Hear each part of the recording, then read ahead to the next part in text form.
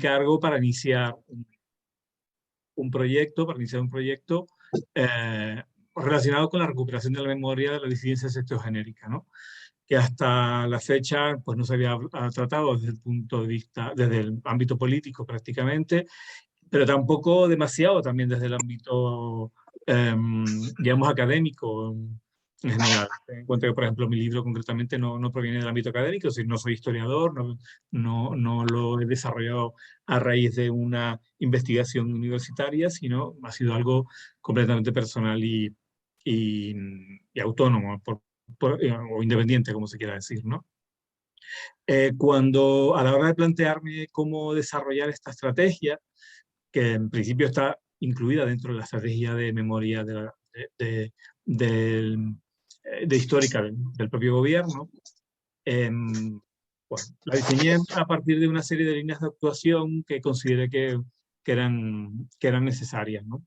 Realizar, ¿no? Porque había algunas distintas maneras de abordar el tema, y se me ocurrió una concreta que es más o menos la que hemos ido desarrollando a lo largo de estos 2 últimos años, o año y medio que lleva la estrategia en implementación, ¿no?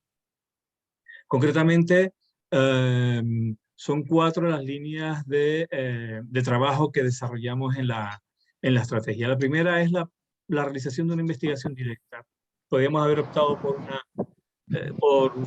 hacer algún convenio con universidades, etcétera, pero bueno, en principio la primera idea fue hacer una investigación directa, ah, apoyada no solamente en la Dirección General de Diversidad, sino también la Dirección General de Patrimonio Cultural, en que ambas direcciones generales estamos implicadas en este proyecto, que consistió en contratar a una serie de personas que desarrollaran una investigación con un triple objetivo.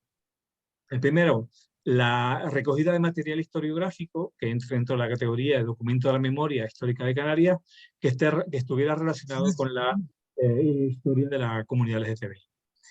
La catalogación de este material y la puesta a disposición del mismo en los espacios de archivo previstos en la ley y en otros que consideramos idóneos, ¿no? Para eso hemos creado un equipo de 4 personas que ha ido variando en estos tiempos, que se ha dedicado fundamentalmente, digamos que nuestro primer objetivo era el recoger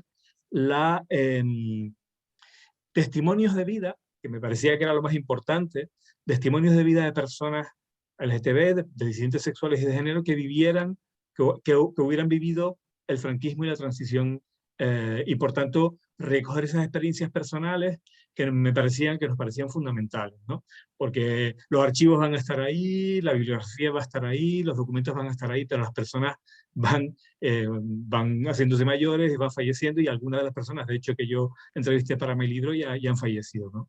Por eso me parece importante recoger esos testimonios y además aprovechar, evidentemente, para que nos aportaran también material de sus vidas que pudiera ser interesante. Y ahí hablamos de cartas, de fotografías, de afiches, o de programas de espectáculos en los que pudieran trabajar, o cualquier otro tipo de material que pudiéramos considerar importante, ¿no?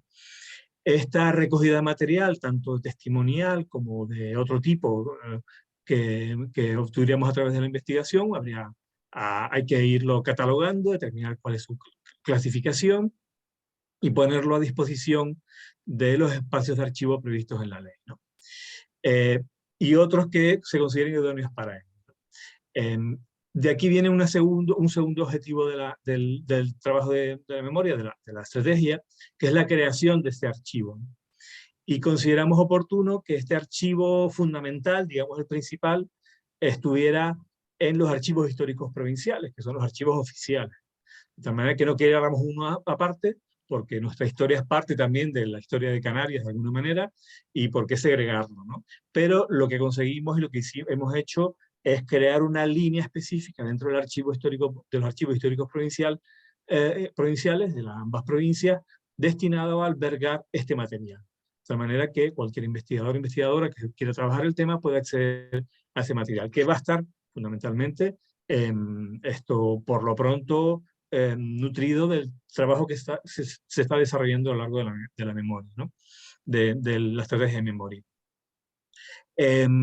No obstante, hemos ampliado un poquito también los espacios de archivo y, por ejemplo, el Gobierno de Canarias tiene un centro virtual documental de la memoria histórica de Canarias.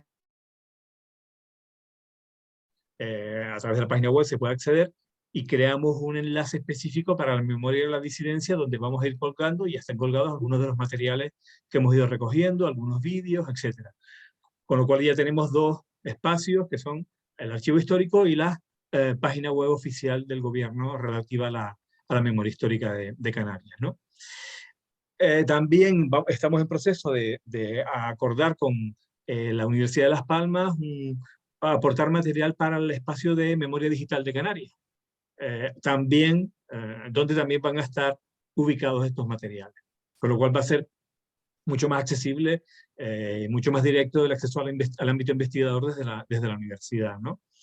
Y bueno, más allá de esto, pues cualquier otro espacio que pudiera albergar este material, desde luego vamos a estar dispuestos a ofrecerlo, ¿no? Por ejemplo, uno de ellos es el futuro Centro de Interpretación de la Memoria Histórica LGTBI de TEFIA en Fuerteventura, que es un proyecto del colectivo Alquijay de Fuerteventura, que en principio está apoyado por el Cabildo y el Ayuntamiento de Puerto del Rosario.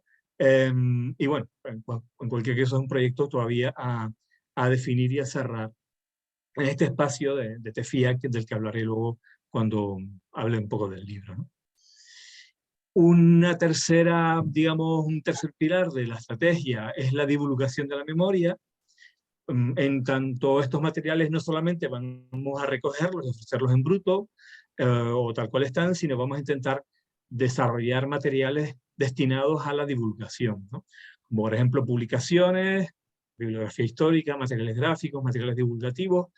Entre ellos estamos elaborando, por ejemplo, un primer volumen, un primer libro que va a ser sobre las memorias de las personas trans. Está prácticamente terminado, falta cerrar digamos, completar la última parte, la última revisión y mandarlo a imprimir. Espero que para el mes de octubre esté ya disponible. Un documento en el que van a estar incluidos testimonios de las personas trans que hemos encontrado de cierta edad, y a partir de ahí elaboramos un poco el mapa de vida de todas estas personas durante el franquismo y la transición. El proyecto de memoria abarca no solamente el franquismo, sino también la transición, incluso hasta los años casi 90, cuando se aborda hasta donde se llega la vigencia de la ley de peligrosidad social en sentido amplio, ¿no? Para todas las personas. Con lo cual aborda todo este tiempo. Hemos también realizado de forma paralela al equipo que está ya formado una exposición específica que se titula Ni vagas ni maleantes, que actualmente se puede ver en el municipio de Galdar. Está financiada por la Dirección General, va a recorrer todas las islas, ya está en Fuerteventura, en Lanzarote, ahora en Gran Canaria está en Galdar, pero la volveremos a tener en otros municipios, estamos trabajando en ello, y va a recorrer todo el archipiélago. Ya tenemos cerradas exposiciones a lo largo de este año. Por ejemplo, el lunes la inauguramos, el martes en el Hierro, en los actos del orgullo del Pinar del Hierro, en el que el gobierno de Canarias ha colaborado y va a estar también ahí. Y que viene acompañada también de una charla explicativa de esta exposición fotográfica, que es concretamente de TEFIA, en la que las personas que participan, los modelos, por así decirlo, son activistas LGTB actuales que van a estar, las fotografías están ubicadas en TEFIA, en esta colonia, en lo que fue la colonia agrícola, digamos, estableciendo un diálogo entre el pasado y el presente, ¿no? Esto es otro ejemplo de material que estamos desarrollando para divulgar la memoria, ¿no? Evidentemente, las redes sociales y todos estos materiales de archivo son mecanismos de divulgación, y también organizamos jornadas. En este caso hemos organizado los 2 años anteriores jornadas de memoria de la disidencia sexogenérica de Canarias, y este año también estamos organizando unas que van a tener más bien carácter estatal, en colaboración con la Dirección General de Diversidad del Gobierno Central, y va a ser en Gran Canaria, y también con la Fundación Pedro Cerolo. Van a ser 2 días de ponencias, que no solamente se va a tratar el tema de Canarias, que va a tener también su protagonismo, evidentemente, pero intentar que personas investigadoras de todo el Estado puedan exponer sus trabajos sobre esta memoria a nivel también del Estado, a nivel nacional, ¿no? Dentro también del tema de divulgación, hemos realizado la significación de lugares para el conocimiento de la memoria de la disidencia. Concretamente, hasta ahora hemos significado 4 espacios concretos, tanto en Gran Canaria como en Tenerife. En Tenerife fueron el Puente Serrador y el Parque García Sanabria, y en Las Palmas de Gran Canaria el Parque de Santa Catalina y el Polideportivo López Ocas, ¿no? Los motivos fundamentales fueron que en el Puente Serrador fue un espacio de prostitución de mujeres trans, de represión, un espacio también de socialización, un espacio digamos, de acogida, pero también de represión. Ahí las personas, las mujeres trans se prostituían, pero también hacían comunidad. Es decir, fue un lugar bastante significativo en Santa Cruz de Tenerife para estas mujeres y para la comunidad LGTB, ¿no? Y también en Santa Cruz, el Parque García Sanabria, porque de ahí partió la primera manifestación del orgullo que se celebró en Canarias en el año 1978. Y bueno, también con sus peculiaridades que quizás hablé luego cuando hablé del contenido del libro. En Las Palmas, el Parque de Santa Catalina, porque también fue un espacio importante de socialización, el tema de los carnavales, también hubo prostitución por parte de personas trans en su entorno, esos vínculos que tenían también la comunidad disidente canaria con los extranjeros, que también les sirvió de alguna manera para abrir, digamos, sus mentes y ver que en otros países las situaciones eran diferentes, por lo menos en ciertos aspectos. Digamos, el Parque de Santa Catalina siempre ha tenido esa relevancia. Y el Polideportivo López Ocas, porque fue el lugar donde primero se realizó la primera concentración, el año 79 y 80, creo que fueron las primeras concentraciones en Las Palmas de Gran Canaria, organizadas en aquellos años por el que se llamó el Colectivo Canario de Hombres y Mujeres Homosexuales, ¿no? En todos estos espacios hay una placa que conmemora la importancia del lugar para la comunidad LGTB de las islas, ¿no? Y luego está la colonia agrícola penitenciaria de Tefía, que ya tiene actualmente el albergue de Tefía en Fuerteventura, y tiene ya unas placas del gobierno y del cabildo recordando ese lugar histórico donde sufrieron reclusión peligrosos sociales de diversos signos, entre ellos algunos homosexuales. Y el cuarto pilar de esta estrategia es el fomento de la investigación, ¿no? Intentando que las universidades también se impliquen en ella. En ese sentido hemos impulsado la creación de espacios también que es de referencia dentro de las universidades, y de ahí que en la Universidad de La Laguna se creó el aula de investigación de memoria y activismo LGTBIQ, y en la Universidad de Las Palmas se tomó como referencia el proyecto Espacio Violeta de la biblioteca, donde en ambos espacios hemos presentado también el contenido de la memoria y el trabajo que hemos realizado recientemente, ¿no? Y bueno, la idea también es intentar fomentar la investigación a través de acuerdos o convenios o subvenciones a las universidades para que puedan, digamos, becar estudios o sufragar estudios de esta materia, ¿no? Bueno, estas serían de alguna forma los 4 elementos básicos en los que estamos desarrollando o hemos desarrollado la estrategia hasta el momento, ¿no? Y bueno, con respecto al libro, les voy a comentar más o menos cuáles son las partes en los que está dividido y un poco lo que abordo en cada una de ellas, ¿no? Y si quieren, luego en la charla, en el diálogo posterior, si quieren profundizar, que profundicen algo o cualquier pregunta que puedan presentar o proponer, pues de luego estoy abierto obviamente a comentarle y a responder cualquier pregunta.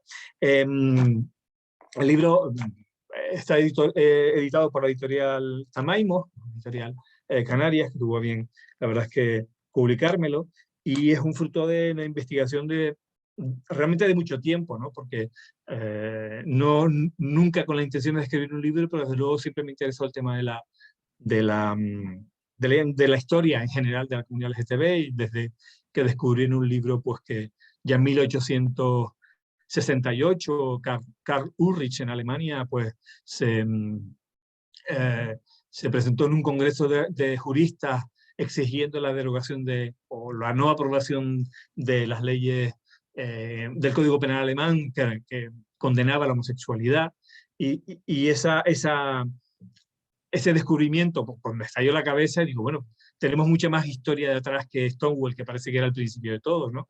100 años antes de Stonewall ya había gente que estaba luchando por la despenalización y la dignidad de las personas que ahora llamamos LGTB, pero que entonces no tenían ese nombre, serían homosexuales o uranistas, como él los llamó. Luego está Magnus Hirschfeld, en los años 30 en Alemania también, cuando vino el nazismo, evidentemente acabó con todo ello, y bueno, ha habido un movimiento, una historia de movimiento de la disidencia sexogenérica en Europa, por lo menos, luego, que tiene más de 100 años, y yo diría hasta esta altura prácticamente 150 años, ¿no?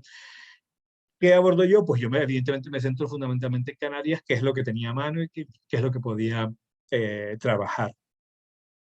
En una primera parte del libro, como digo, está dividido en 3 partes, en esta primera parte abordo el franquismo, ¿no? Cómo se trató a la disidencia sexogenérica en Canarias a lo largo del franquismo, ¿no? En ese sentido, pues, recojo testimonios de 13, realmente 15 perfiles de personas, de ellos 13 testimonios realizados a través de entrevistas directas, que vivieron de alguna manera esas épocas, ¿no? Y quizás en esta época, bueno, recordar que el principal instrumento de represión de las disidencias durante esa época fue la ley de vagos y maleantes, una ley que se aprobó en el año 1933, durante la Segunda República, pero que durante el año 54 el franquismo la modifica e incluye como una categoría de vago y maleante o de peligroso social a los homosexuales, entre otros como son vagos habituales, rufianes y proxenetas, ebrios y toxicómanos habituales, o personas inclinadas al delito, residentes, etc. Todas estas personas eran consideradas peligrosas sociales, un peligro para la sociedad, que había que rehabilitar. Y a ellas, ya digo, en el año 54 se incluyen los homosexuales, ¿no? Y ese mismo año, además, en Canarias se crea el Juzgado Especial de Vagos y Maleantes del Archipiélago Canario, y se abre la colonia agrícola penitenciaria en Tefía, Fuerteventura. Esta colonia estas colonias agrícolas eran uno de los centros de reclusión de peligrosos sociales previstos en la ley de vagos y maleantes. Y su objetivo fundamental era rehabilitar a estas personas, introducirlas en la sociedad, pues ya como ciudadanos y ciudadanas, digamos, normales e integrados, ¿no? Evidentemente a los homosexuales también se supone que habría que rehabilitarlos sin que en ningún caso realmente se pusiera ningún tipo de medios, incluso yo diría que afortunadamente, salvo los de el reclusión, los malos tratos, y especialmente en Tefía, en unas situaciones bastante degradantes en general para todos, ¿no? Tefía fue, digamos, sacada a la luz a raíz de una novela del escritor Miguel Ángel Sosa, una novela que se titula Viaje al centro de la infamia, y que se fundamenta en la investigación que ha realizado de los archivos de vagos y maleantes de aquí en Gran Canaria, bueno, que son las de todo el archipiélago, lo que está en el Archivo Histórico Provincial de aquí, y además en los testimonios de personas que vivieron esa experiencia en Tefía y a los que pudo entrevistar, especialmente Juan Curbelorama, Juanito el pionero del carnaval, que era famoso aquí en Las Palmas por su protagonismo en el carnaval Gran Canario, y Octavio García. Con los testimonios de estas 2 personas y más su investigación archivística, pues elaboró un libro que no fue un libro de historia, sino un libro de ficción histórica, muy inspirado en las experiencias de esas 2 personas, y fue un poco el que abrió el campo para investigar ese tema. Por desgracia, la academia no se preocupó demasiado durante ese tiempo. El libro lo publicó creo que en el 2006 aproximadamente, o 2005, pero ya desde el 2001 estuvo publicando algunos artículos en los periódicos, que fue lo que me llamó la atención, y a raíz del cual yo después también seguí un poco interesado en el tema, o bastante interesado en el tema. Y desde el 2005 que publicó el libro, no me acuerdo si 2005-2006, hasta que yo publiqué el mío, nadie desde el ámbito académico se preocupó, la verdad es que de volver a los archivos, de buscar más testimonios, etc., ¿no? En la Universidad de Las Palmas, en el 2012, se hizo una investigación, o por lo menos un trabajo de divulgación de la memoria, y quería trabajar con algunas personas homosexuales, se pusieron en contacto con Gamá y conmigo, y yo colaboré con la universidad en dos de las entrevistas, específicamente una de ellas de Octavio García, que tuve la oportunidad de entrevistar en este proyecto junto con la historiadora de la universidad, y que me permitió además esa documentación tener más ganas de continuar investigando, ¿no? En esta colonia agrícola hubo una represión importante, es decir, eran sometidos fundamentalmente a trabajos forzados todas las personas que estaban ahí, no solamente eran homosexuales, eran también algunos presos políticos, delincuentes habituales o cualquier otra categoría de peligrosos sociales, ¿no? Se producían malos tratos continuos, pasaron mucha hambre, eh, eran continuamente degradados y humillados. Esos eran los mecanismos que se utilizaban para rehabilitar a estas personas, ¿no? Y evidentemente los homosexuales eran, dentro de los presos, el estrato más bajo, ¿no? Y más humillado. Los testimonios de Octavio especialmente pues, eran bastante, o fueron bastante intensos, bastante significativos, y ha llevado a que precisamente Tefía se convierta de alguna forma en un símbolo de la represión de aquellos años, especialmente, aunque no solo para la comunidad LGTB, ¿no? La represión franquista se basó fundamentalmente en los valores morales de carácter social, cuál era el modelo de masculinidad y feminidad que establecía el franquismo, que evidentemente las personas de siguientes sexogenéricas no cumplían, bien por actitudes, bien por prácticas sexuales, bien por cuestiones de expresión de género, por cuestiones de moralidad cristiana, obviamente, ¿no? La influencia de la Iglesia, en la que el nacionalcatolicismo, que implicaba que la moral cristiana era la moral oficial del régimen, y evidentemente pues la sexualidad estaba destinada exclusivamente a la procreación, y eh, cualquier acción sexual, acto sexual fuera de eso, pues evidentemente era pecaminoso, cuanto más pues la sodomía, ¿no? Como dirían los religiosos de la época, y yo creo que también de la actualidad. Y evidentemente también una cuestión médica, que era la percepción patológica de la disidencia sexogenérica. La homosexualidad se consideraba una especie de perversión sexual, una enfermedad de carácter contagioso, una perversión psíquica, que se consideraba que había homosexuales genéticos, una especie de desviación genética que hacía algunas personas homosexuales, pero también los homosexuales contagiados, que eran los que lo eran por vicio. Y ese concepto de contagio, además, hacía que en las leyes, especialmente en las leyes de peligrosidad social, las más maleantes, la de peligrosidad social del 70, a los homosexuales se les recluyera aparte del resto de presos. En el caso, por ejemplo, de Canarias, pues una de las personas a las que entrevisté, que estuvo en La Palma, en la prisión de La Palma, pues decía como a ellos, a ellas, digamos que era difícil definir si son personas trans o no, en aquella época en la que estos conceptos no existían, ¿no?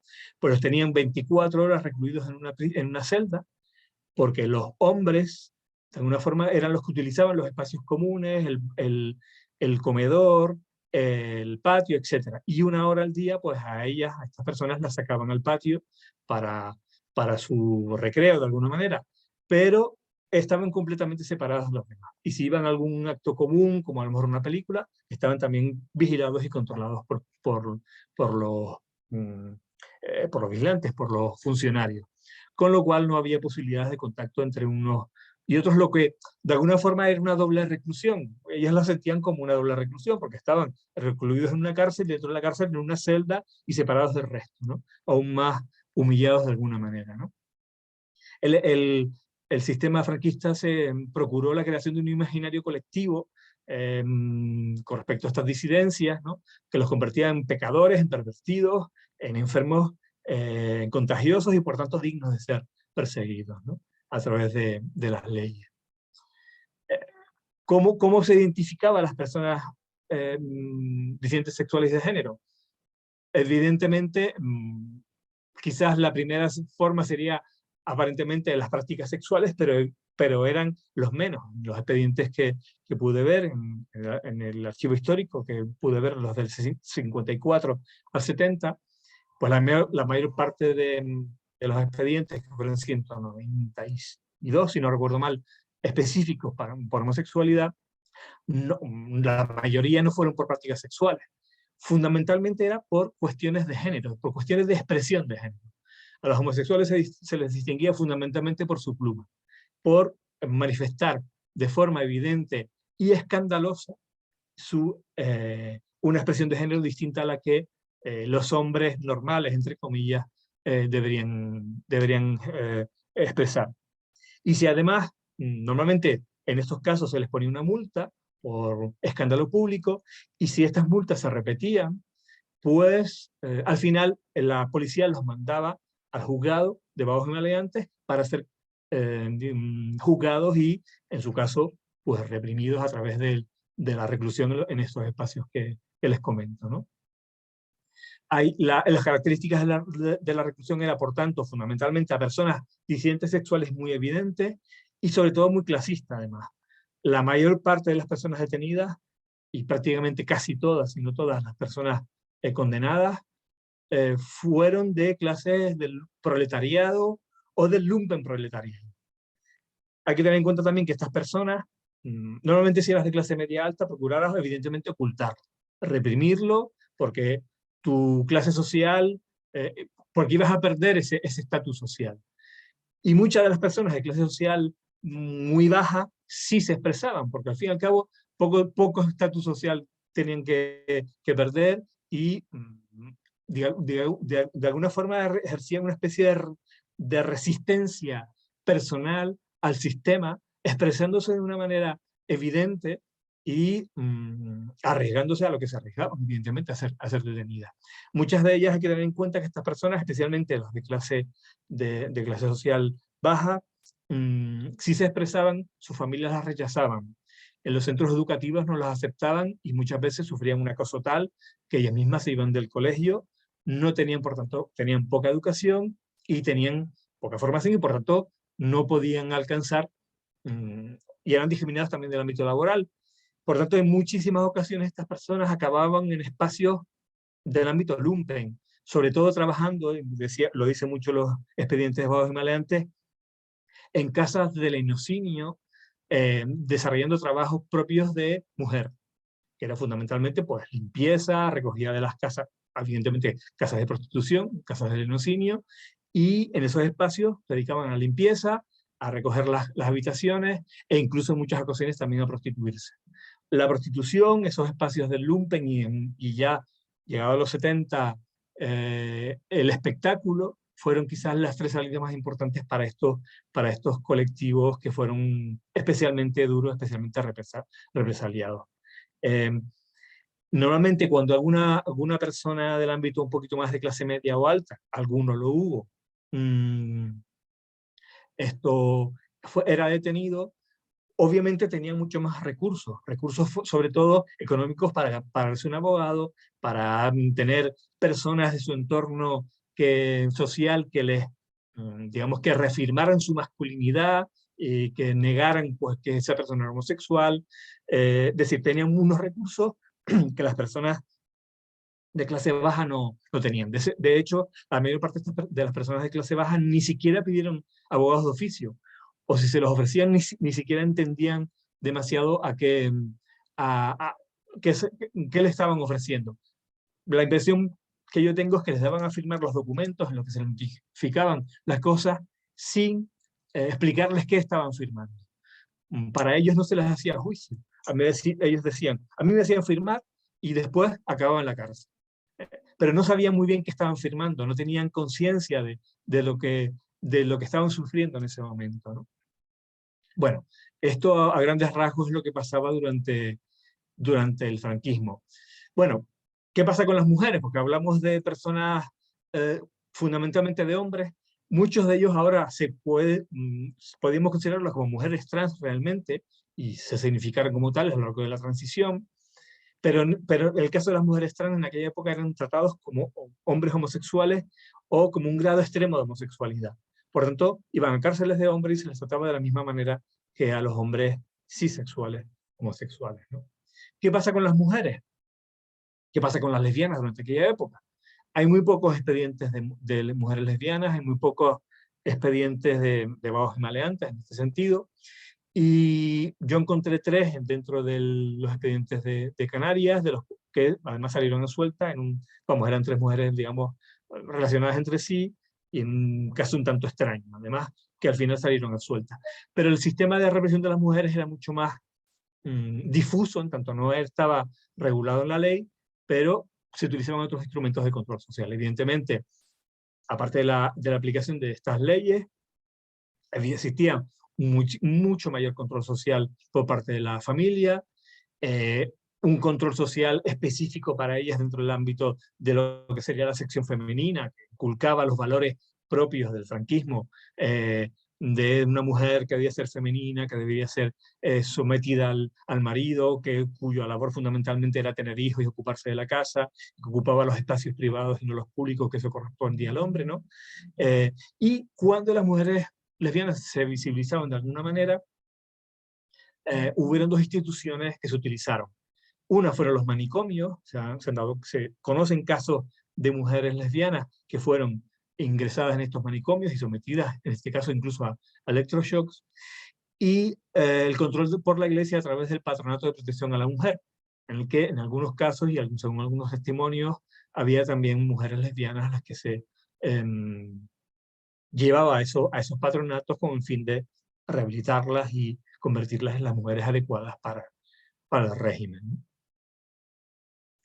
¿Qué pasa en la transición? Vamos un paso más hasta el año 78, el año 75 la muerte de Franco, el año 78 se aprueba la Constitución.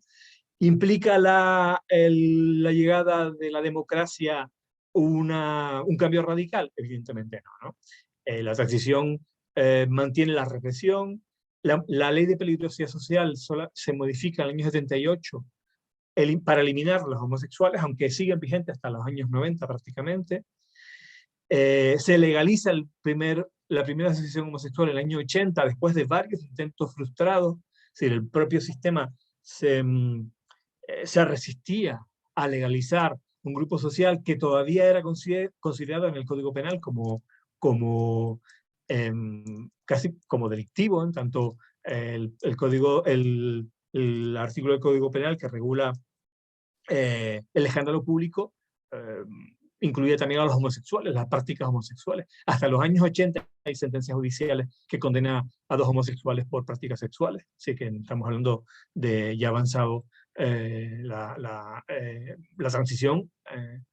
Y este delito de escándalo público se modifica ya en el año 88 o se deroga, con lo cual a partir de ese año ya no se puede utilizar tampoco para, de alguna forma, reprimir a la homosexualidad. En Canarias se empieza a organizar también el movimiento realmente a nivel nacional, a nivel de España, surge en Cataluña, y digamos el colectivo referente era el catalán, el Frente de Liberación Gay de Cataluña, que organiza su primera manifestación en el año 77, y en Canarias digamos, llega el eco de la convocatoria del 78 y se organiza, como decía al principio, la primera manifestación en Tenerife en ese mismo año. En el año 78, en el entorno del Parque García Sanabria, que en principio era una concentración, hay una actuación policial en la que se agrede a uno de los participantes, y a partir de ahí el grupo decide organizarse y hacer una manifestación por las Ramblas. Esta manifestación estuvo bastante apoyada, sobre todo por movimientos feministas y algunos partidos de izquierda, aunque algunas de las feministas que me dieron su testimonio dijeron que se sintieron de alguna forma frustradas porque hubo mucha menos participación de activistas de izquierdas y de partidos de izquierda de los que hubieran querido, ¿no? Y Las que sí protagonizaron mucho esta manifestación eran esas mujeres trans que se prostituían en el entorno del, del puente cerrador, ¿no? Que dijimos antes. Exactamente igual que en Barcelona, las mujeres trans fueron las que se pusieron en primera fila en la manifestación, incluso con escándalo de los propios activistas de la época. También en Canarias las mujeres trans fueron muy protagonistas de esa primera manifestación. En esos años surge también en Gran Canaria, con ramificaciones en Tenerife, el colectivo de hombres y mujeres homosexuales de Canarias. Surge aquí con un liderazgo fundamental, como fue el de Antonio José Sánchez Bolaños y de otro activista que fue Juan Manuel Sánchez Betancor, que dieron, digamos, el contenido ideológico. Juan Manuel Sánchez Bolaños era un abogado, quizás alguien lo conoce, y era abogado también de un sindicato obrero, ¿no? Creo que no sé exactamente de qué sindicato, pero digamos, aunque era venir de cierto nivel de burguesía de la capital Gran Canaria, pues él digamos, se visibilizó como una persona de izquierdas y, ya digo, lideró este movimiento durante esos años, ¿no? En Gran Canaria tuvieron dos actos públicos en el Polideportivo López Oca, en los años 79 y 80, y estos colectivos tenían también un ideario bastante digamos, revolucionario, incluso desde luego si lo comparamos con los idearios y los objetivos de los colectivos actuales que están más integrados, ¿no? Digamos, criticaban todo el proceso transicional, consideraban que las estructuras burguesas y de poder del sistema franquista pues se estaban manteniendo en ese proceso y pues bueno, de alguna forma también criticaban pues el sistema sexogenérico imperante, hablaba un poco también de una crítica a los, al sistema, cómo el capitalismo, digamos, absorbía digamos, la diversidad o la disidencia a través, por ejemplo, del turismo, abriéndose locales específicos como espacios de gueto, etc. Digamos, tenían una crítica bastante radical al sistema, ¿no? Este colectivo, ya digo, con reminiscencia también en Tenerife, esto decae a partir del año 80 y con la muerte de Juan Manuel Sánchez Betancor en el año 83, 84, si no sé exactamente la fecha, pues prácticamente una muerte además por SIDA, pues el colectivo desaparece, ¿no? Hay algún colectivo en medio de Tenerife que todavía estamos investigando por parte del equipo, probablemente que surge a finales de los 80, pero en los 90 pues surge Gamay y empieza a surgir, digamos, una nueva oleada, entre comillas, de entidades que empiezan a trabajar pues desde otras perspectivas también ideológicas, más integracionistas que los anteriores, ¿no? Y bueno, a grandes rasgos esto es lo que trato. Ya digo, la primera parte del libro hablo del franquismo, la segunda precisamente de los movimientos durante la transición, y la tercera parte pues abordo, lo que recojo son los testimonios de 13 personas que recogí directamente, más dos perfiles de personas que habían fallecido, pero que me parecía interesante que estuvieran también en el libro, aunque partiera de otras investigaciones, ¿no? Y ya digo, personas que vivieron una o ambas partes, ambas épocas, y cuyos testimonios en primera persona me pareció interesante recoger. Para mí, tanto el libro como el trabajo de la estrategia tiene un valor fundamental, no solamente el recoger y mantener la historia de esta parte de la comunidad, de nuestra comunidad de Canarias, sino también un elemento fundamental de reconocimiento y hasta cierto punto reparación, aunque sea moral, para esas personas, ¿no? Que se les reconozca sus vidas, que se les reconozca el valor de estas vidas, que entendamos que sepamos lo que vivieron y que les damos valor a esas experiencias vitales me parece fundamental. Y además mi experiencia, pues trabajando con ellas y hablando con ellas, de luego, quizás sea lo más bonito, ¿no? Entender que ellas entienden también el valor de este trabajo y que lo agradecen también enormemente. Para mí, ya solamente con eso me siento bastante satisfecho con el trabajo realizado. Y bueno, no sé si me he pasado, me he quedado corto, pero más o menos esto es lo que quería comentarles, dispuesto evidentemente a escuchar sus opiniones, sus sugerencias, sus preguntas, lo que estimen conveniente. Muchas gracias por escucharme. Muy bien, muchísimas gracias, Víctor, por la exposición. Estamos grabando la sesión, pero si les parece bien, continuamos con la grabación porque seguramente tengan preguntas interesantes que enriquezcan la exposición. Y bueno, me gustaría empezar a mí con las preguntas. Si son tan amables, pongan sus turnos de palabra, por favor, en el chat. Y así vamos dando paso a cada palabra. Lo primero, Víctor, Leila, perdona, permíteme coger un poquito de agua y... claro, Nada, claro. un segundo.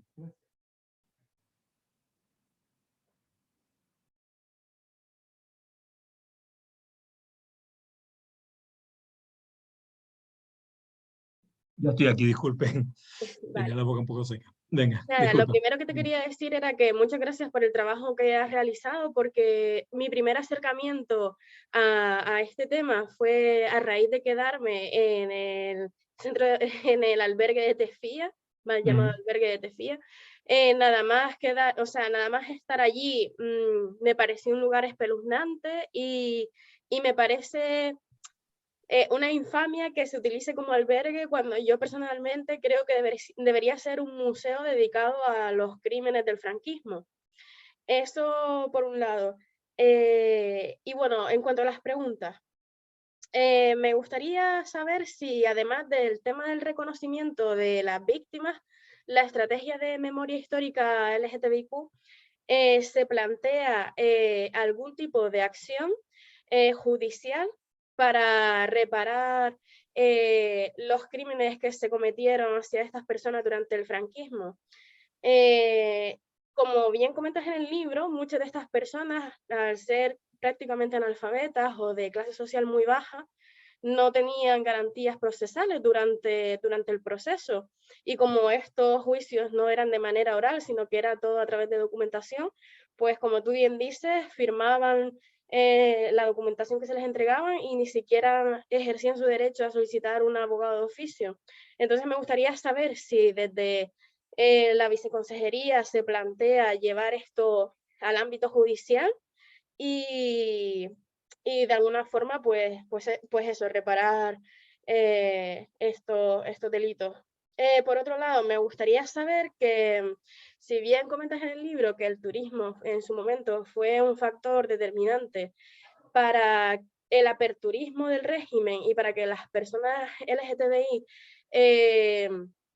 pues de alguna forma salieran del armario y se relacionaran entre sí, etcétera, y un poco se organizaran incluso. Me gustaría saber qué opinas ahora mismo del papel que está teniendo el turismo y la comunidad homosexual, LGTBIQ en general en Canarias.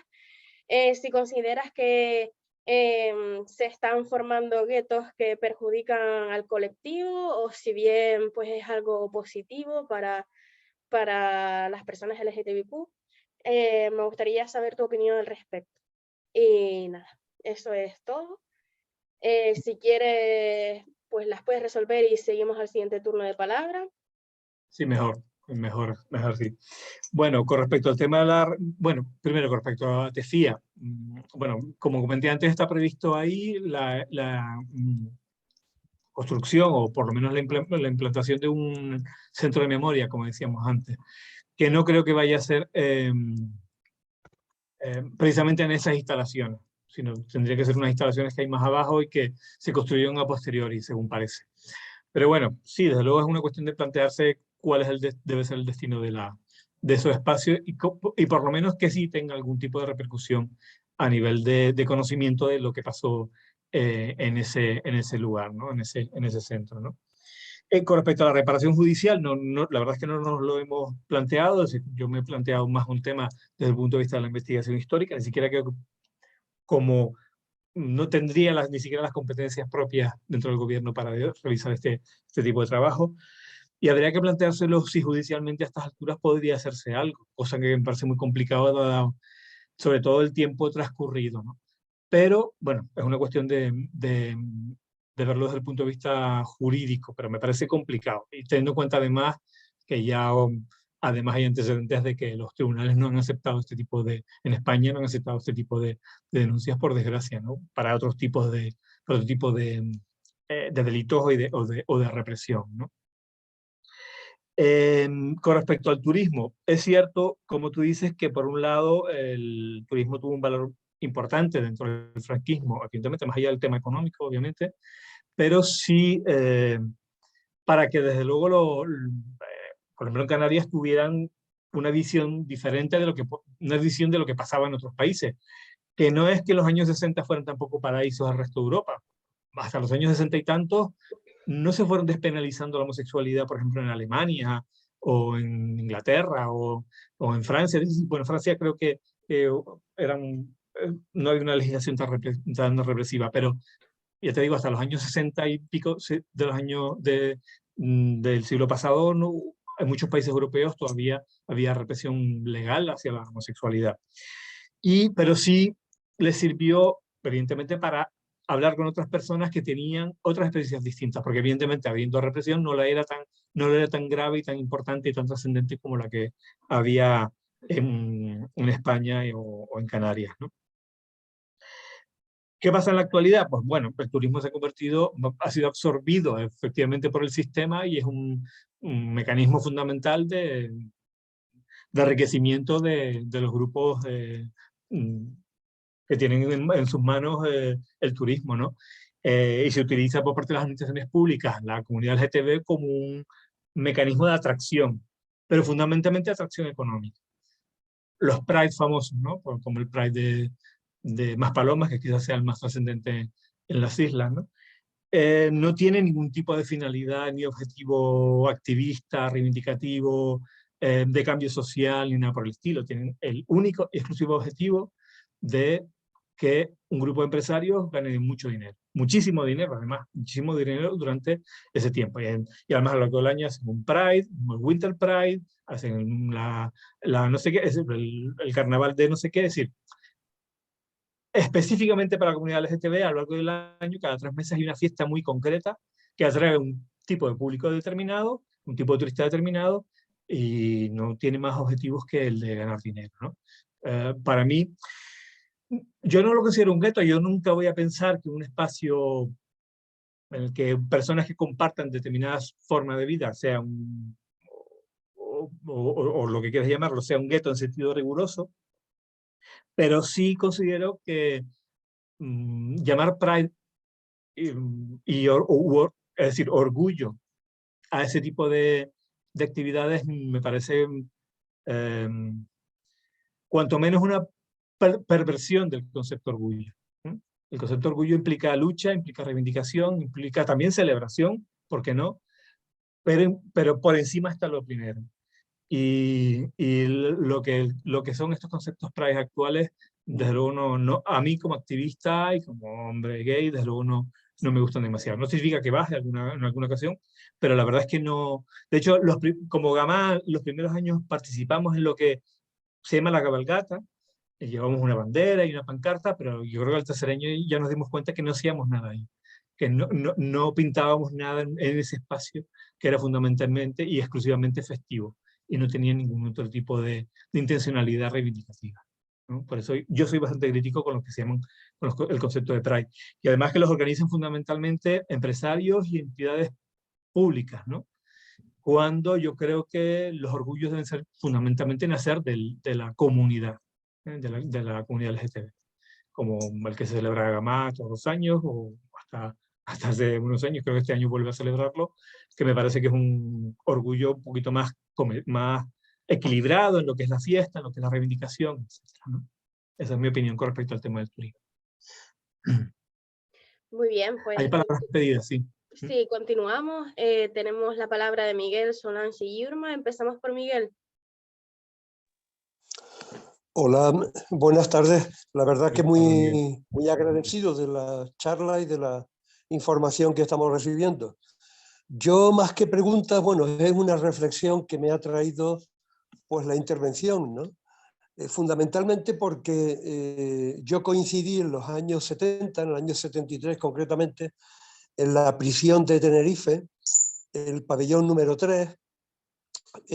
Estamos en una celda como 3 presos políticos, y en la parte baja de ese pabellón 3 estaban ubicados en distintas celdas pues los que ellos asimismos se llamaban pederastas.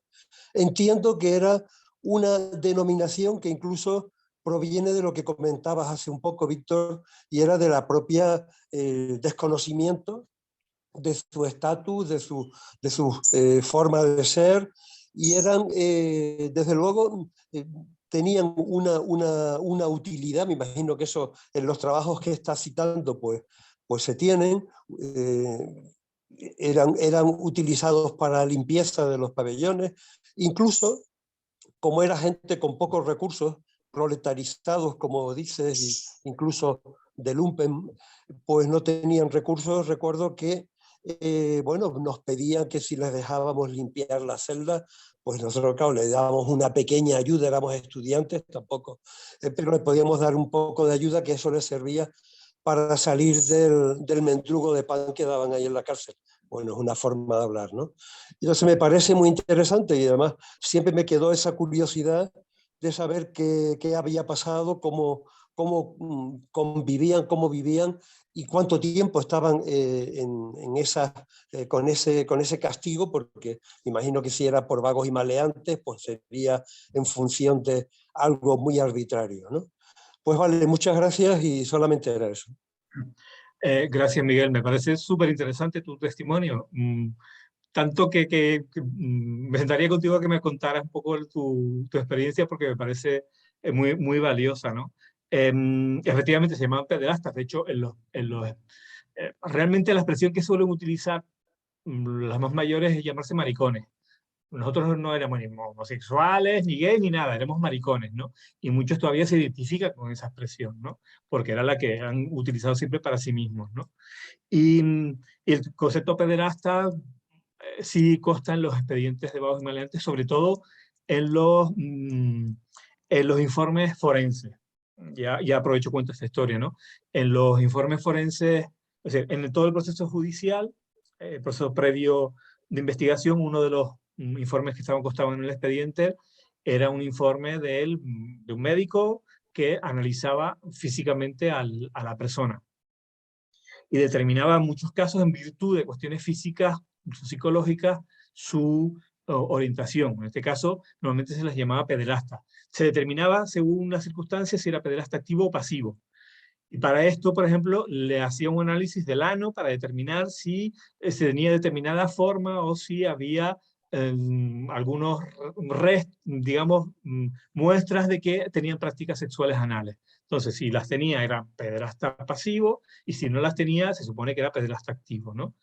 A los cuales decían que no se podía asegurar porque no tenían rasgos físicos, digamos, alguno que lo pudieran identificar. Por lo tanto, el concepto pederasta normalmente era el que se utilizaba en los expedientes de vagos y maleantes para identificar a los homosexuales en general, sin digamos, el carácter actual que tenemos de pederasta como el tema, la persona, digamos, que abusa de menores, ¿no?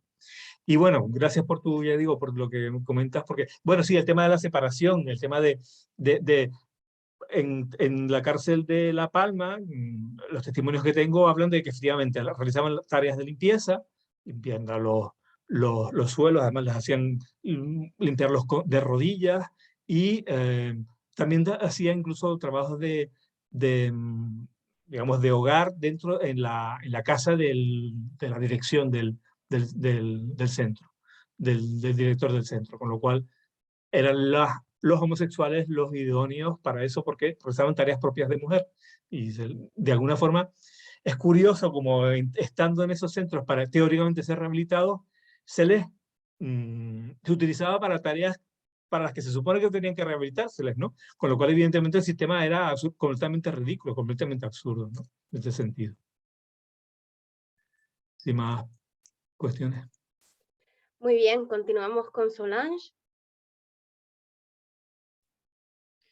Sí, buenas, gracias Víctor, porque yo soy belga Entonces desconozco bastante la historia, vamos a decirlo así, de Canarias, porque llevo aquí solamente 8 años y en 8 años no te puedes primero conocer todo ni a todo. Solamente que desde muchos años estoy siguiendo trabajos de historiadores en España, no especialmente Canarias. Tengo varios amigos que están haciendo trabajo magnífico, no sobre el tema especialmente de la represión franquista LGTBI, pero de la represión franquista sí. Pero solamente decir que como belga, claro, no hemos sufrido nosotros una dictadura, solamente hemos tenido 2 guerras mundiales. Soy nieta, yo me defino así de resistentes socialistas marxistas belgas durante la Segunda Guerra Mundial. Yo he leído mucho también sobre esos temas de encarcelamiento en campos de concentración, donde todo, bien seguro había una represión terrible sobre los homosexuales, lesbianas, bueno, todo el mundo LGTBI. Digo solamente que me viene así un recuerdo que no hubo represión, pero la represión sí judicial existía en mi país. Y te doy un ejemplo que me viene ahora el recuerdo de un amigo que era concejal y miembro del equipo de gobierno de un ayuntamiento cerca de Bruselas. Fue arrestado en un lugar, bueno, era muy conocido en Bélgica, los lugares donde se encontraban los homosexuales, se llamaba, donde, no sé cómo se llama eso en español, donde había, ¿cómo se dice? Bueno, donde puedes hacer pis en la calle, pero una cosa encerrada, no encerrada completamente, se han prohibido años después, fue arrestado ahí, pero debido claramente a atentado a las ideas de la buena moralidad, como existe en todos los países. La represión no fue como el franquismo, no tiene nada que ver, pero la represión todavía existía y existe también todavía, porque en las buenas moralidades de la gente continúa esta idea que son distintos, que son diferentes, que son, aunque se ha abierto el mundo y la mente, muchas gracias que existen mentes abiertas, pero no es tan fácil, porque yo he evoluado en un mundo por tener el primo de mi mejor amiga que estaba homosexual en este mundo. He aprendido mucho porque no era un mundo especialmente de salir en bares o en discotecas, que son los lugares también donde se encuentran, bueno, en mi país hablo, pero gente que también, como dices tú en la palabra orgullo, no es la misma que Pride. Y había muchos y muchas que estaban implicados en movimiento de lucha contra esa represión moral. Son solamente un ejemplo. No tengo otra pregunta porque no he tenido el tiempo de leer tu libro, que me voy a procurarlo, interesarme más a este tema, más a profundizarlo más. Y te doy muchas gracias porque es valioso todos este testimonio. Y acabo de ver por el YouTube un testimonio de, no me recuerdo el nombre, pero un testimonio que así me echó a llorar, de un encarcelado de Tifia en Fuerteventura, que fue muy, y como se dice, bueno, me suscrito a este canal para poder seguir, ver más testimonios que se hacen a través de este canal. Así que gracias por todo lo que dijiste, que exponiste. Gracias a ti, Solange. Probablemente el testimonio sea de Octavio García. Es un testimonio de unos pocos minutos, 4 o 5 minutos quizás, no sé si es ese. Es el de Octavio García. Sí, además esa grabación fue la que del día en que yo junto con la historiadora de la Universidad de La Laguna hicimos la entrevista, ¿no? Sí, Octavio fue una persona muy especial. Él falleció hace unos años y desde luego, porque de las 2 personas que sobrevivieron, que sobrevivieron, no, que dieron su testimonio en Tefía. Hubo más homosexuales, pero ellos no querían dar su testimonio, y hay un elemento también de que muchos años después todavía tenían mucha vergüenza y miedo. Solamente Juan Curbelo y Octavio García se atrevieron a darlo. Y Octavio además era una persona cultivada hasta cierto punto, con lo cual su testimonio fue más valioso porque fue capaz de explicarse mucho mejor. Y era muy emocionante verlo. Si es emocionante verlo en vídeo, pues entrevistarlo en persona y hablar con él, la verdad es que fue muy, muy bonito. Y además una cuestión interesante, y es que, si no recuerdo mal, en el año 2004 aproximadamente, hubo un encuentro de colectivos LGTB en Tefía y un homenaje a los represaliados en Tefía. Yo estuve en ese homenaje, y en él, a ese homenaje, estuvo Octavio García. Octavio García fue a Tefía y en ese mismo espacio en el que estuvo recluido dio testimonio de sus experiencias vitales. Por desgracia, Juan Curbelo había fallecido apenas unos meses antes, pero que también tenía previsto ir, ¿no? Y la verdad es que estar en Tefía y escuchar directamente ahí a Octavio fue una experiencia sumamente emocionante y muy hermosa. Y muy dura también, ¿no? Pero al mismo, yo creo que él se liberó, igual que se liberó hablando con Miguel Ángel Sosa para el libro. En aquel momento fue una especie de liberación absoluta, ¿no? Y a partir de ahí ya se visibilizó mucho más, porque hasta ese momento sus testimonios habían sido más ocultos y no quería dar la cara. A partir de ese momento él se liberó y pudo soltar todo lo que tenía dentro durante muchos años. Ten en cuenta que estas personas no hablaron durante años. Fue el año 55, 56, cuando ellos salieron de Tefía, y hasta el año 2000 no hablaron de eso, ¿no? Prácticamente. Y bueno, fue toda una experiencia, desde luego. Creo que Yurma, ¿no?, es la que tiene Sí. Continuamos con Yurma. Sí, bueno, con miedo de que se me vaya ahí lo... Sí, bueno, lo primero, darte las gracias por la charla y la enhorabuena por el libro, porque la verdad que a mí cuando lo leí es duro, ¿no? También, bueno, bastante duro, pero bueno, ilustra bastante. Y te quería hacer un par de preguntas. A ver, por una parte, ¿cómo crees? Bueno, yo pertenezco a ALEA, que es el área afectivo-sexual de Izquierda Unida, aparte de militar en el PC, junto con Luismi y junto con Nau, estamos intentando potenciar esa misma área afectivo-sexual aquí en la Federación de Canarias.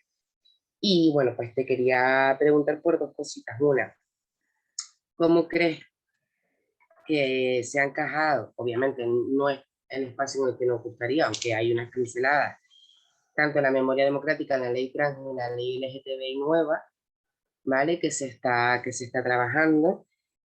Y luego, bueno, es algo que se sabía, pero se tenía muy callado, hasta que parece que hoy el PSOE ha empezado a filtrar lo que es el anteproyecto de memoria democrática, que personalmente me parece bastante locura, sin haber, como ellos tienen ya ahí sus números, pues ya lo sueltan, ¿no? Pero me parece bastante locura sin haberlo trabajado todavía con más actores políticos que hay dentro del Congreso, que va a ser necesario su voto.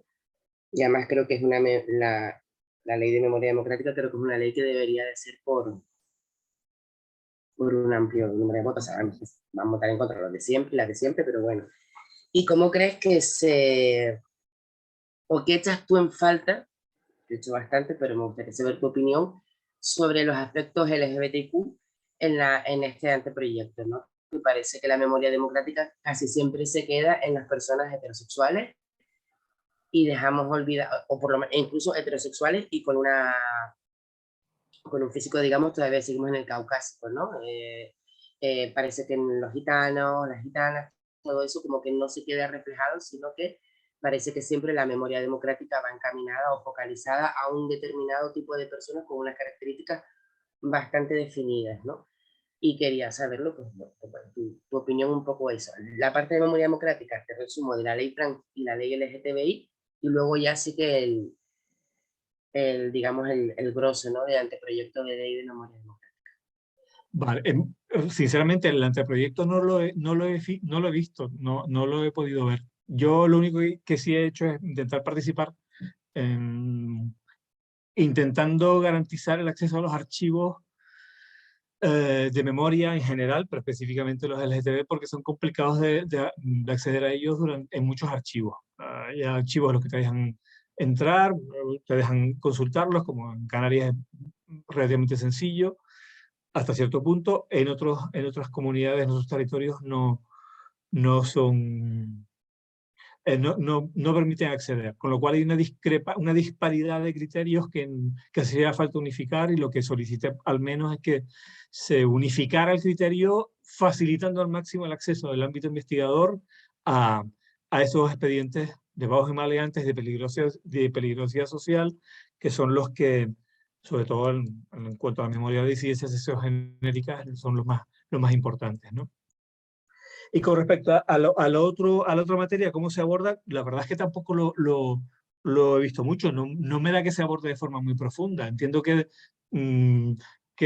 prácticamente no existe. Yo desde luego no lo he visto demasiado. Se supone que debe estar incluido en la ley general, como tú dices.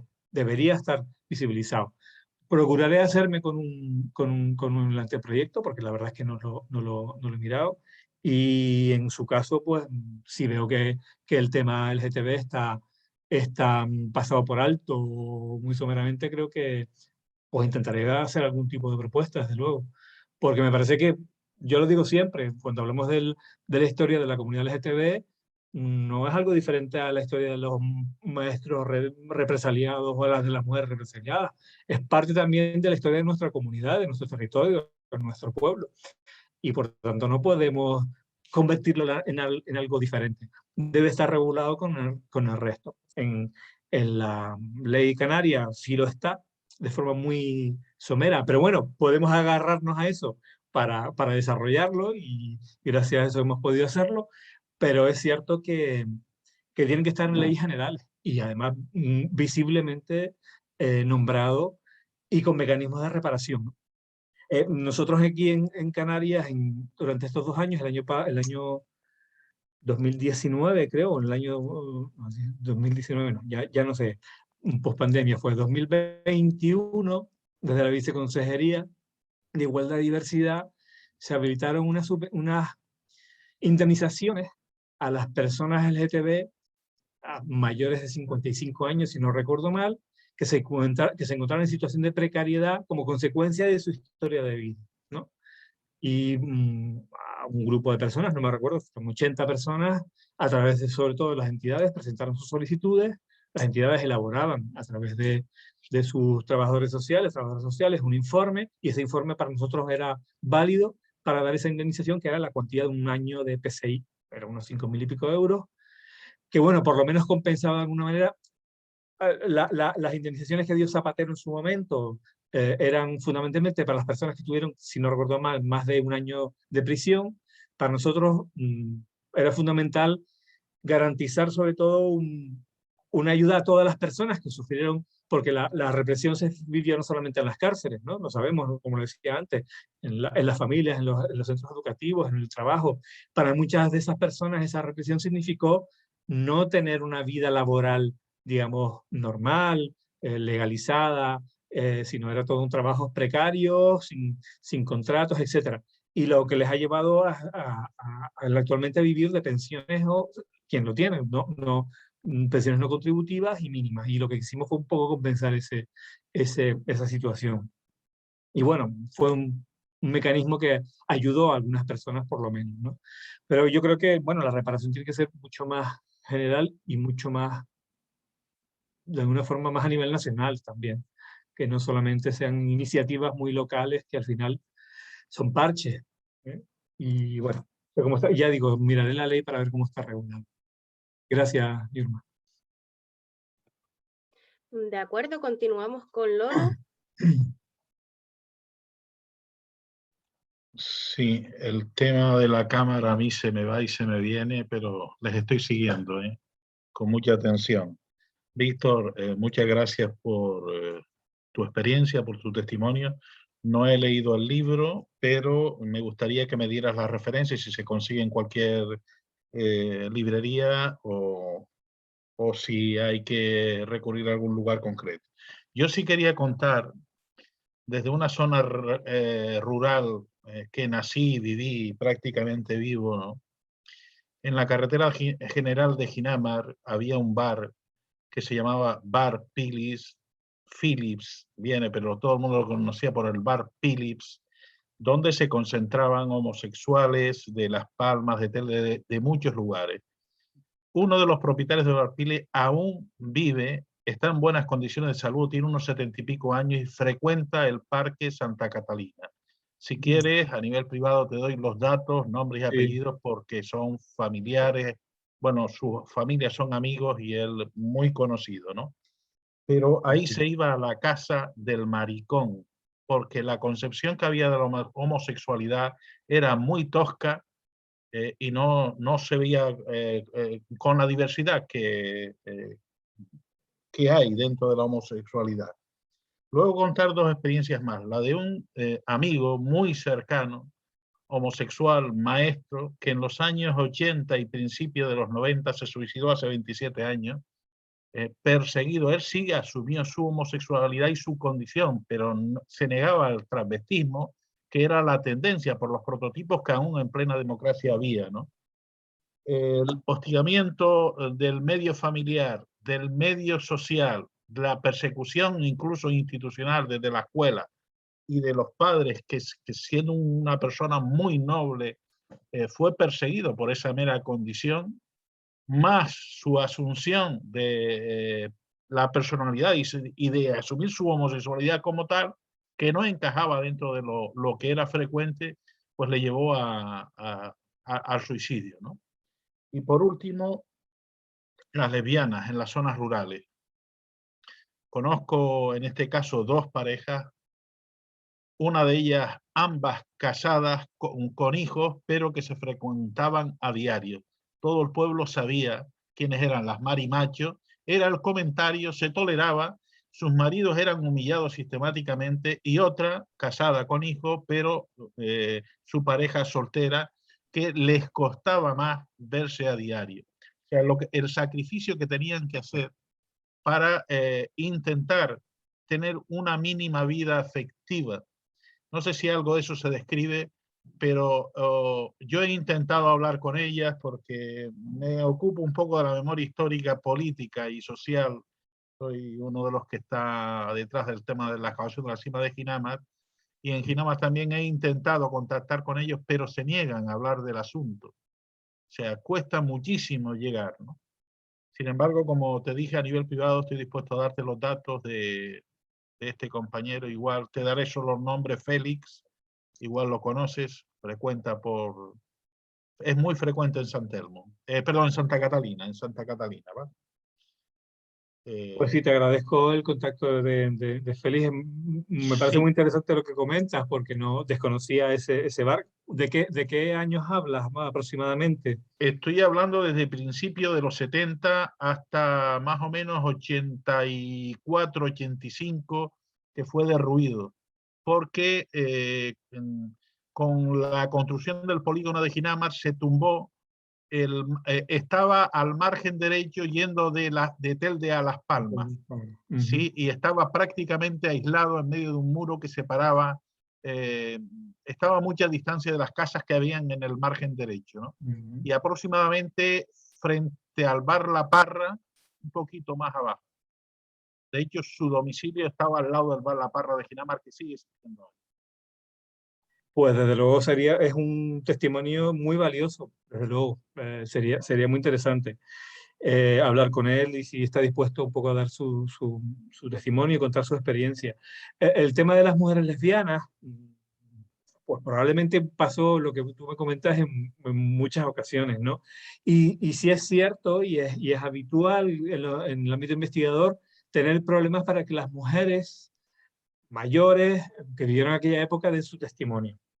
En mi caso me costó un poco también de trabajo, y es bastante habitual encontrarnos reticencias, incluso dentro del proyecto de memoria, mujeres, pero también hombres, que se han negado todavía a estas alturas a dar su testimonio, que no quieren hablar, ¿no? Pero especialmente en el ámbito, dentro de lo que es el colectivo de mujeres lesbianas, es mucho más complicado esa investigación. Primero, porque no hay documentos, hay muy pocos documentos, es más fácil encontrar documentos y expedientes de hombres incluso de hombres que ahora consideramos mujeres trans y que en aquella época pues no lo eran, pero de mujeres lesbianas, al haber muy pocos expedientes y poco material, digamos, de archivo, y ser muy resistentes a dar testimonios, la investigación se hace mucho más compleja. Sí. Gracias por tus comentarios y agradezco si me pasas ese contacto a través de Sheila, Sí. por ejemplo, para intentar ponernos en contacto con él y ¿Le puedes pasar mi teléfono, Sheila? Vale, perfecto. Muchas gracias, Lolo. De acuerdo, pues continuamos con la última palabra que tenemos pedida, que es Luismi. Si hay más palabras, por favor, pónganlas por el chat. Gracias. En primer lugar, pues muchas gracias, Víctor, por traernos aquí toda esta información y mi enhorabuena para ti por todo el trabajo que estás haciendo, que para muchas nos parece imprescindible o que nos hubiera gustado tener años atrás, que por ejemplo a mí me parece muy fuerte que haya conocido antes por documentales y bibliografía la cárcel de la Modelo de Barcelona o las de Badajoz y Huelva antes que Tefía. Que incluso la primera vez que conocí Tefía fue con los colectivos, que de hecho iba por Algarabía, un año que se celebró el 17 de mayo, que solían hacer allí la celebración del gobierno de Canarias, antes del nuevo gobierno del Pacto de las Flores, y me parecía muy emotivo y la verdad es que me encantaba cómo explicaba con la ruta que hacía la antigua presidenta de Altijay, que ahí sí es verdad que lo tienen muy presente la memoria histórica sobre estos temas desde la asociación, no tanto por la gente de Fuerteventura que estuviera en Tefía, sino por toda la gente que recibió Tefía como lo hizo Fuerteventura como isla aislada o de destierro para todas aquellas presas y presos que el franquismo o la transición llevaba hasta allí. Testimonios como el de Octavio que has comentado, pues me parecen muy enriquecedores y que es una pena que haya desaparecido, así como el documental de Rosario Miranda, que hace poco hicieron un mural en Buenavista del Norte y que incluso en el equipo investigador tuyo está Dani Curvelo, que ha hecho también otra investigación aparte del documental primero que había con ella, que me parece incluso más aberrante que en la lápida de Rosario no esté el nombre de ella, el real, el verdadero, y que haya incluso reticencias, o las había hace unos años, dentro del ayuntamiento y de la familia que estaba vinculada a ella. O sea, él me refiero como al ayuntamiento, que creo que era una concejala familiar de Rosario. Que entiendo que ustedes poquito a poco han intentado hacer ese cambio en todas las islas en este tiempo y que incluso jornadas como las de investigación y documentación que han hecho con Pepe Arteaga, con Piro Subirás, con Dani Curvelo y demás personalidades tan grandes que son aquí en Canarias y que ustedes apoyan todo ese trabajo de investigación. Y no voy a dejar de nombrar el documental que ibas a hacer antes de tu libro, que me parece muy interesante. No sé si esos vídeos los has rescatado para la memoria digital de este proyecto de memoria de las disidencias, no sé si para el digital o para los archivos provinciales, que me parece una buena iniciativa que se haga desde el gobierno de Canarias, porque yo cuando estaba en Algarabía, por ejemplo, sí, una vez conocí que había un colectivo que se llama Tenerife Entiende y que hubo una manifestación que fue la primera en Santa Cruz y tal, pero poco más. O yo no percibía que se hiciera un acompañamiento o unas políticas activas dentro de las asociaciones por la memoria, por preservar esos archivos y de recuperarlos y dárselos a la sociedad y que se difundieran.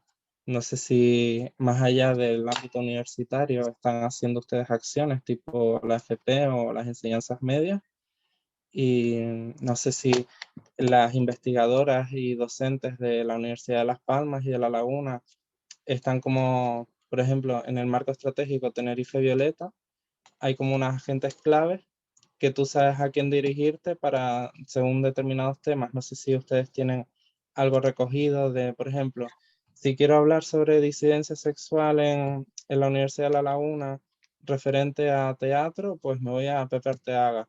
Si es sobre derecho constitucional, pues me voy a Sergio Siverio. Si es alguien de historia no sé qué, pues me voy a Las Palmas, por ejemplo, que también has nombrado el tema de la historia oral, que a mí me parece súper importante, y que eso se siga haciendo y que no se pierda y que se pueda digitalizar algún día para que todo el mundo pueda tener acceso y que no perdamos esa memoria.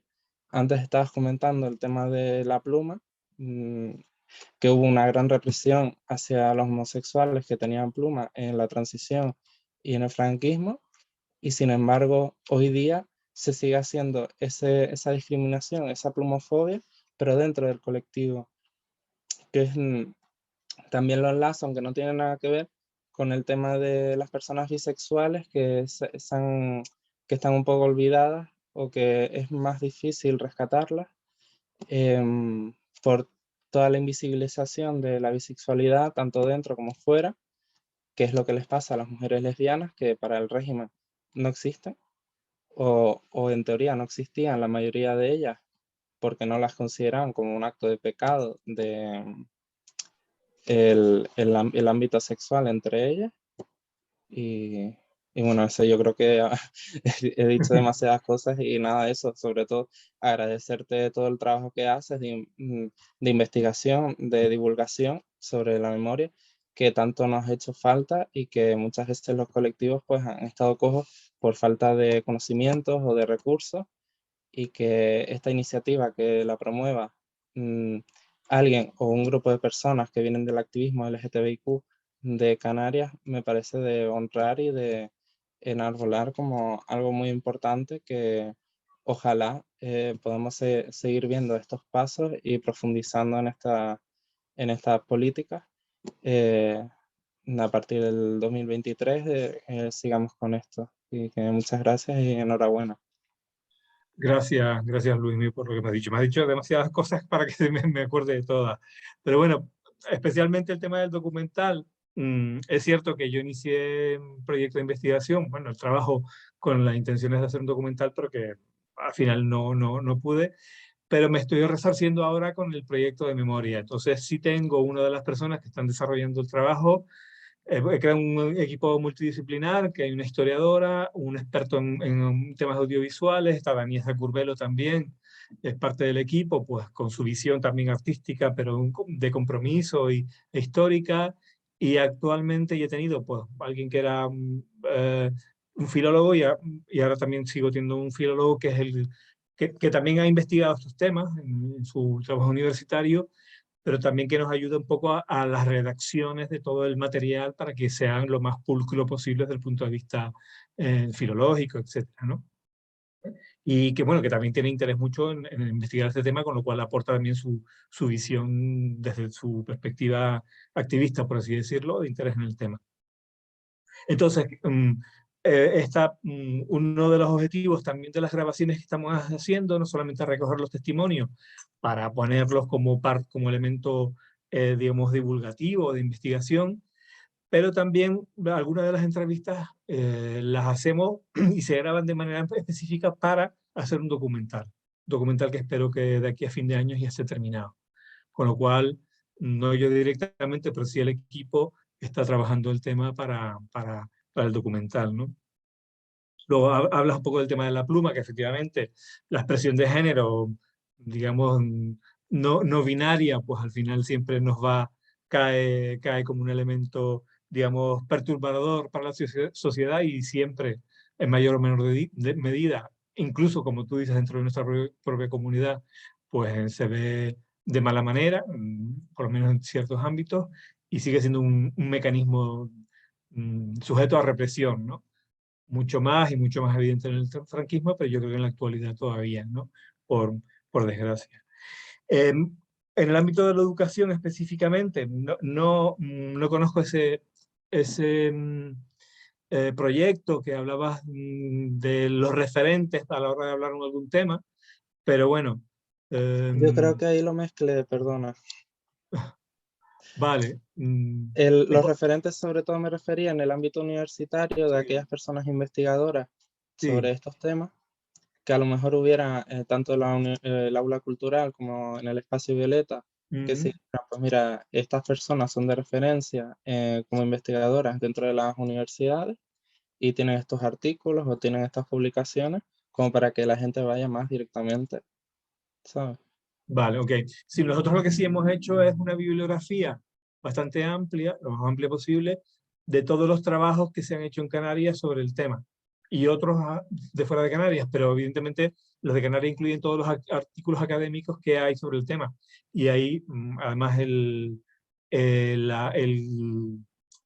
Espacio Violeta lo ha colgado ya en su página y está muy bien porque vienen todos los artículos, vienen los enlaces y vienen las personas, con lo cual cualquier persona ahí puede ver qué investigaciones se han hecho recientemente y quiénes las han elaborado. De alguna forma indirectamente sirve, es útil también. Pero bueno, también podemos crear esa especie de base de datos de referentes para las universidades, ¿no? Y te decía, por ejemplo, el ámbito de, educación, de la Consejería de Educación, que no sé si lo nombraste, pero bueno, anoté algo aquí porque quizás me acordé, si hemos elaborado, se ha elaborado una unidad didáctica sobre memoria, y me pidieron que escribiera un pequeño texto para incluir también la memoria de la disidencia, y que está incluido también en esta unidad didáctica que sirve para que el profesorado pueda, digamos, impartir información en esta materia al nivel de, pues, no sé, la verdad es que no sé qué a nivel educativo, supongo que secundaria, bachillerato aproximadamente. Ay, gracias, sí. Porque incluso yo que estudié el FP de promoción de igualdad de género, ahí muchas veces nos hacía falta como más programación didáctica de los contenidos a nivel oficial que no estaban recogidos en el currículo sobre estos temas LGTB que no estaban tan presentes. Pero sí, genial. Muchas gracias. Gracias. Muy bien, pues si no hay... Ah, sí, tenemos el de Adrián. Hola, buenas tardes. Buenas tardes, Adrián.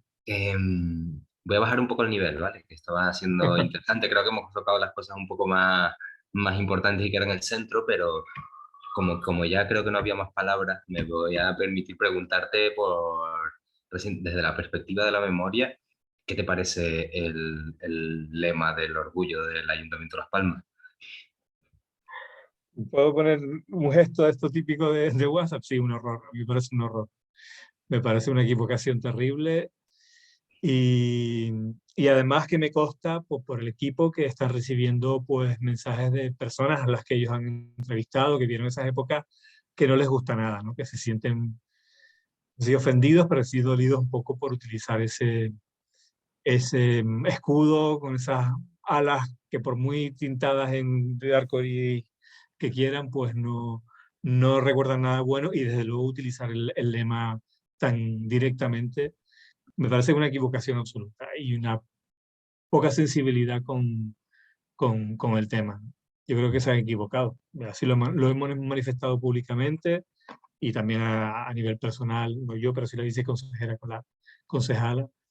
Y bueno, ahí sí es que no podemos hacer nada, porque evidentemente no es competencia nuestra, pero me parece que se ha equivocado. Yo creo que yo entiendo el intento de hacer una especie de ironía con esos símbolos, pero creo que todavía duelen demasiado como para utilizarlos de esa manera. Imagínense una esvástica en Alemania con los colores del arco iris como un elemento, ¿no? No sería entender. Pues creo que aquí no hemos todavía entendido el valor de los símbolos y lo que puede significar de carga para muchas personas, ¿no? Y bueno, vamos a dejar que esto pase. Y por lo menos no están en Triana, como el año pasado, que el mismo cartel estaba todo en Triana. En Triana este año solamente han puesto, han colgado unas imágenes de unas banderas arcoíris y creo que este cartel solamente está en los MUPIs, que ya es bastante porque son grandes. Pero bueno, ya pasear por Triana y ver ese lema continuamente ya hubiera sido bastante doloroso. Gracias. Gracias a ti, Dani. Y perdona, Pues, y no es nada frívolo ni nada, todo lo contrario, me parece que es bastante profundo este tema. Y Y queda para reflexionar hasta qué punto hemos asumido, ¿no?, el tema de la memoria como algo que no está muerto, que está vivo todavía, ¿no?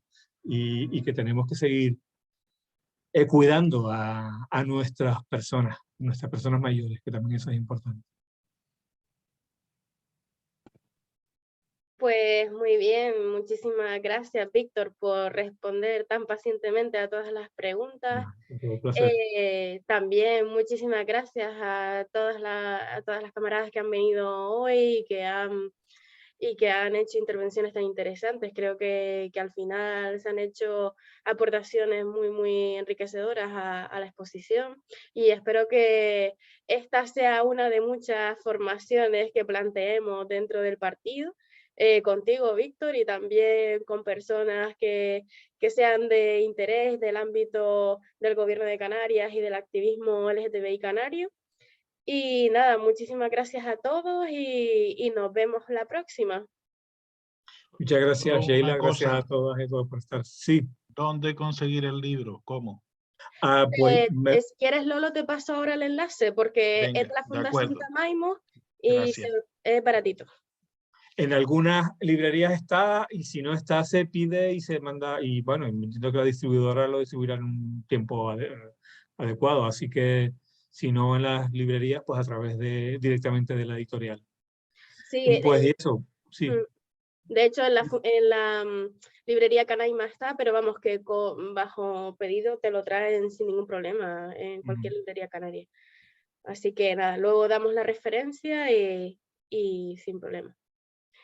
Muy bien, pues nada, muchísimas gracias, camaradas. Si no hay nada más, pues cerramos hoy y en breve colgamos el vídeo en privado para que puedan acceder todas las personas que no han podido venir hoy o se han tenido que ir antes, y les damos las referencias de los materiales, ¿de acuerdo? Vale. Gracias, Gracias. Sheila, por la organización. Gracias, Gracias a todas, a todos, y gracias por... Y bueno, encantado de estar y a la disposición de ustedes cuando quieran, para cualquier otra cosa. Un abrazo. Buenas noches. Gracias, buenas Chao a noches a todos. todos. Chao. Gracias. Chao, chaito.